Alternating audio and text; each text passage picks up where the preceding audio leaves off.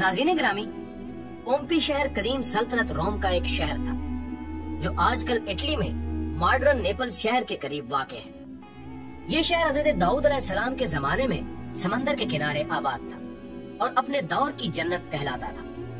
इस शहर के आसार आज भी बाकी हैं, जिनमें पानी के तालाब, क्लब, बेकरियां, सड़कें, वाटर सप्लाई की स्कीम, लाइब्रेरी, कम्युनिटी सेंटर, अस्पताल, घोड़े बांधने के पार्किंग एरियाज, 2 मंजिला मकान और मकानों के पीछे छोटे छोटे लान और लानों में फवारे देखने वालों को हैरान कर देते हैं। पोम्पी शहर की तमाम गलियों में घोड़ों को पानी पिलाने के लिए छोटे छोटे पांड मौजूद थे और ये दुनिया का पहला शहर था जिसमें जेब्रा क्रॉसिंग शुरू हुई थी।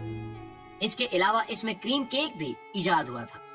ये मीलों तक फैला शहर था जिसमें हम जिन्स परस्ती के गुनाह की खुल्लम खुल्ला इजाजत थी। लेकिन फिर अल्लाह का कहर इस शहर पर नाजिल हुआ और सन 87 ईस्वी में आतिशफशां फटा और ये पूरा शहर लावे में दफन हो गया। आज भी लोगों के अजसाम आतिशफशां की राख की वजह से जहां थे वहीं जम गए और उनकी लाशों के इर्द गिर्द शीशे लगाकर उनको महफूज कर दिया गया है। दोस्तों, आप भी मेरी तरह अक्सर सोचते होंगे कि कुदरत कदीम तहजीबों के आसार क्यों जाहिर करती है। मोहनजोदड़ो हो, हड़प्पा हो, टेक्सला हो, एहराम मिस्र हो, डेल्फी का मंदिर हो, ओलंपिक सिटी हो, रोम के कदीम शहर के आसार हो या फिर अलवर के गार हो, कुदरत हजारों लाखों बरस पुरानी बस्तियां क्यों जाहिर कर देती है।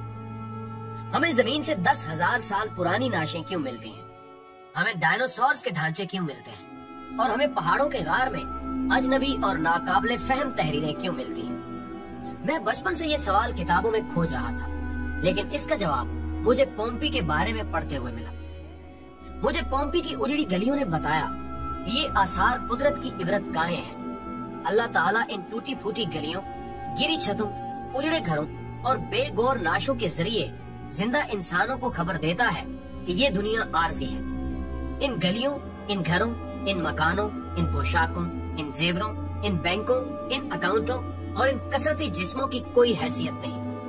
ये तनूर के किनारे रखे हुए मोम के पुतले हैं जिन्हें पिघलते देर नहीं लगती।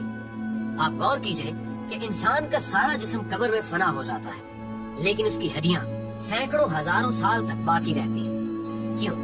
क्योंकि ये बेनाम और बेशनाख्त हड्डियां देखकर जिंदा इंसान इबरत पकड़ सके, ये जान सके कि इन पर ऐसा वक्त भी आएगा जब इनकी शनाख्त, इनके तमाम शनाख्ती निशान, इनका चेहरा मोरा, इनकी हरकतों सकनात, इनका तकब्बुर, इनका गरूर, सब कुछ मट्टी ले जाएगी और बाकी सिर्फ हड्डियां बच जाएंगी और अल्लाह की जात के अलावा दुनिया की कोई ताकत उसे इन हड्डियों से शनाख्त नहीं कर सकेगी। कुदरत ईंटों और गारे की गलियों और इंसानों की हड्डियों को इसलिए महफूज रखती है कि आने वाले लोग कुदरत से ये शिकवा न कर सके कि तुमने हमें हिदायत का मौका फराहम नहीं किया था।